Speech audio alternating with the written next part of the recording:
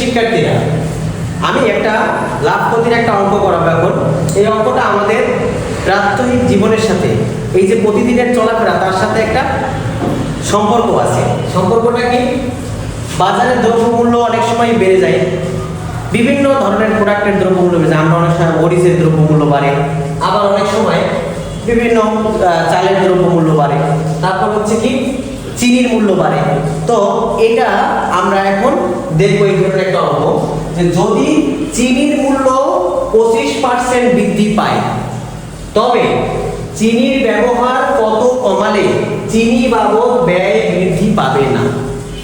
যখন এরকম দাম বেড়ে যায় তখন হলো মাথায় হাত দেয় কে? যারা হলো এত দাম দিয়ে কিনে খেতে পারে না। তার মানে তখন তারা কি খাবে না চিনি? অবশ্যই তারা খাবে। তারা কি করবে? চিনির ব্যবহার তখন কমাই ফেলবে। তাহলে কত কমালে চিনির ব্যবহার, তাদের প্রতিদিনের যে ব্যয় সেটা বাড়বে না। তো এইটাই অঙ্ক, 25% বৃদ্ধি পাইছে। হঠাৎ করে দেখতেছে চিনির দাম, সকালবেলা ঘুম থেকে উঠে দেখতেছে 25% বৃদ্ধি পাইছে। তাহলে চিনির ব্যবহার তার এখন কমাইতে হবে, চিনি খাওয়া একটু কমাই নিতে হবে। এখন কতটুকু ব্যবহার কমাইলে তার আর সমস্যা হবে না? তার মানে ধরেন সে আগে চিনির মূল্য ছিল, পূর্ব মূল্য ছিল কত? 100 টাকা। চিনির পূর্ব মূল্য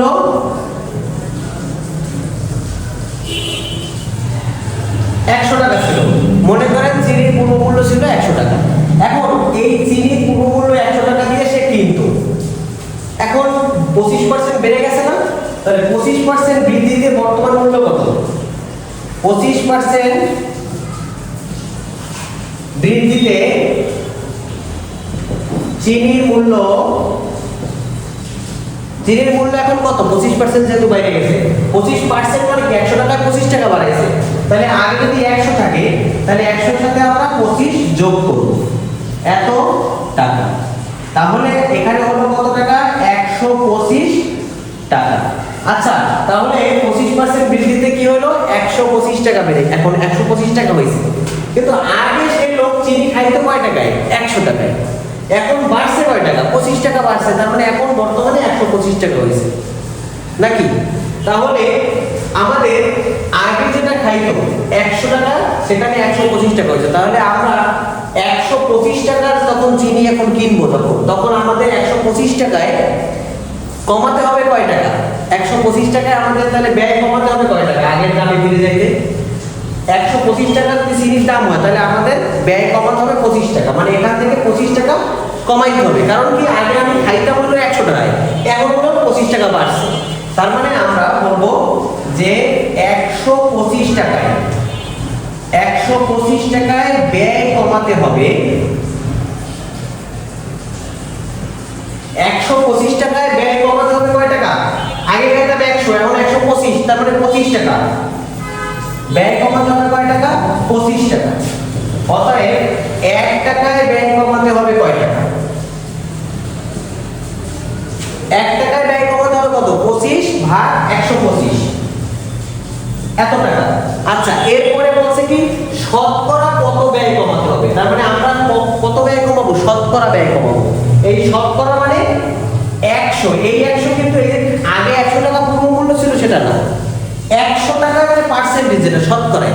তার মানে 100 টাকায় ব্যয় কমাতে হবে কত? শতকরা ব্যয় কমাতে হবে কত? শতকরা হিসেবে আমরা আনবো যে শতকরা কত ব্যয় কমাতে হবে। তাহলে 25 গুণন 100, উপরে 100 গুণ হয়ে গেল। এখন এই যে 5 25 কত?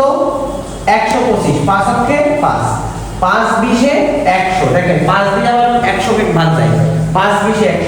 তার মানে এখান থেকে ক্যালকুলেশন করলে হবে কত? 20 টাকা। তার মানে আমাদেরকে কিন্তু 20 টাকা কমাতে হবে। এখন 20 টাকা কমাতে হবে না, 20% কমাতে হবে। উত্তরে লিখবেন কিন্তু আপনারা 20%। উত্তর 20%। কারণ কি, ওই যে 20% যত দামই হোক না কেন 20% আমরা কমাই ফেলবো, তাইলে আমরা আগের দামে খাইতে পারবো। ঠিক আছে, এই হলো আমাদের অঙ্ক।